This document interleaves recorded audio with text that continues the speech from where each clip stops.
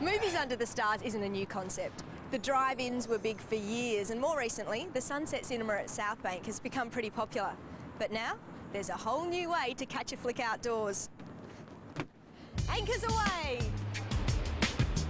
South Pacific Cinema brings Hollywood to the Brisbane River. That's right, movies on the water.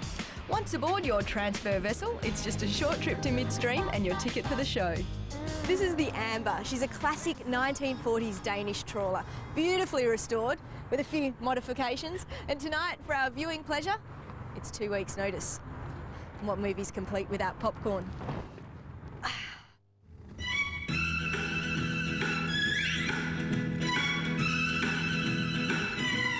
Well, now it takes more. Bryce, I know people hate talking in movies, so I'll try and keep it down a bit, but this is a fantastic idea. How did you come up with it?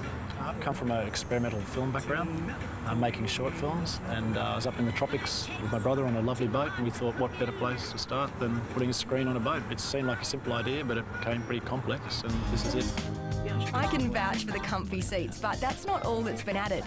The Amber started basically as a hull, before flush decks, a surround sound and elaborate screen system were fitted, and a new wheelhouse was built to serve as a candy bar.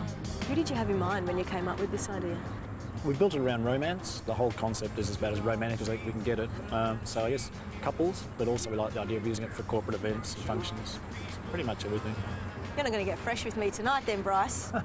I like this movie, I want to watch. George, I think you're the most selfish human being on the planet. This is silly. Have you met everyone on the planet?